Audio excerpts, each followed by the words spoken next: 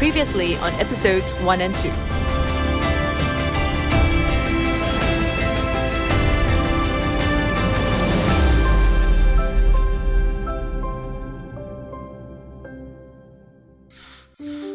In this 4-episode series, we're taking a 4-day road trip starting at Chubu International Airport and making our way through Nagoya and the surrounding prefectures.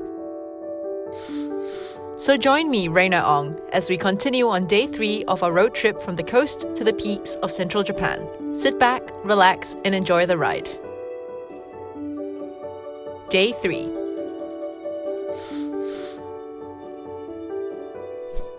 Today, we head west to Inuyama, a city north of Nagoya to see its castle.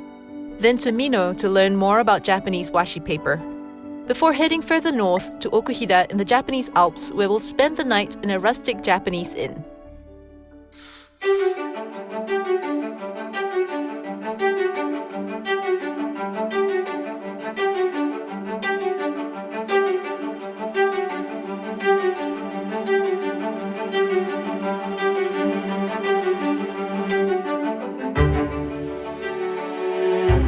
Inuyama is most famous for its castle, Inuyama Castle, which is one of only 12 castles with a main keep that has survived since the feudal era. Designated a national treasure, Inuyama Castle offers visitors an opportunity to see traditional castle design up close, and in spring transforms to become a popular cherry blossom viewing spot. The former castle town lies at the base of the castle, and its look has been preserved from the 16th century. I'm standing here on Nagoya Michi, or Nagoya Street, which used to connect Nagoya Castle, which we saw on day 1, to Inuyama Castle, which we're going to see today. The street still retains a lot of its charms with lots of traditional buildings on its left and right. Many of the shops in the castle town sell popular local snacks and souvenirs.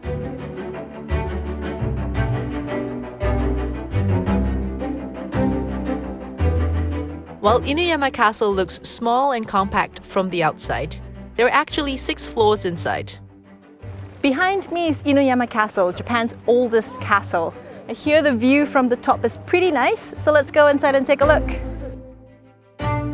Several quirks and highlights make visiting Inuyama Castle a fun experience for all. For example, did you know that one side of the castle on the first floor above ground is not laid out at a 90-degree angle? And some of the stones in the stone walls contain chert? Trivia aside, one of the best things at Inuyama Castle is the top floor, which has a balcony going all around that offers panoramic views. On a good day, you can even see the skyscrapers of Nagoya about 25 kilometers away.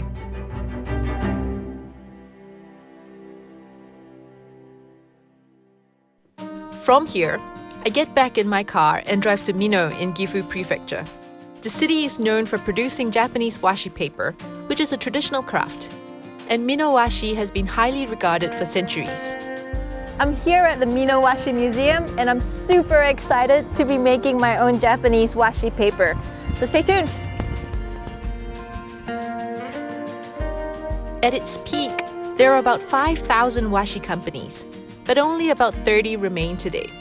Washi is made the traditional way here, and its uses have broadened to match the modern times.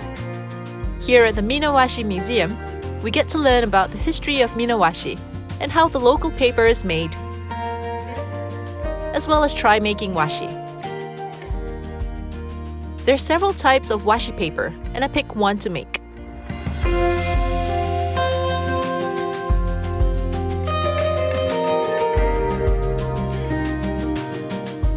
The activity takes about 20 to 30 minutes to complete.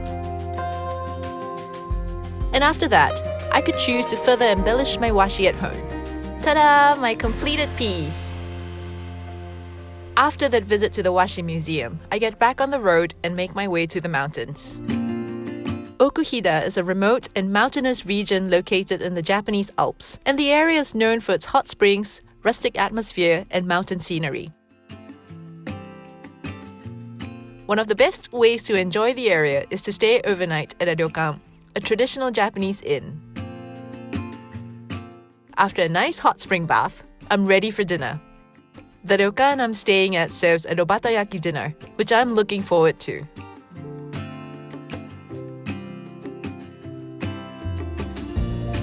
Look at this spread in front of me. I'm especially excited to try this, which is grilled over the charcoal.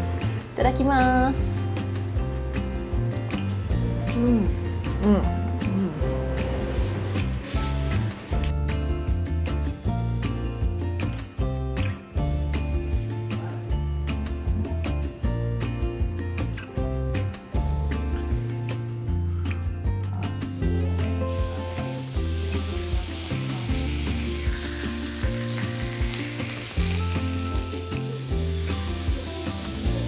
Oh, this is so good.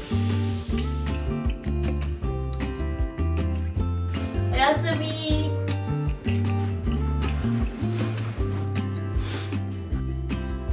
And that was day 3 of a 4-day road trip through central Japan.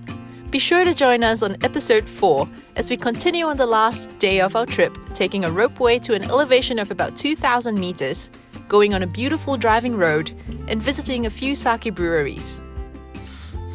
For more information about this trip or to watch another video, click the links on the screen now or head over to japanguide.com, your comprehensive, up-to-date travel guide firsthand from Japan. Thanks for watching. Be sure to subscribe and click the notification bell for more videos about Japan. Happy travels!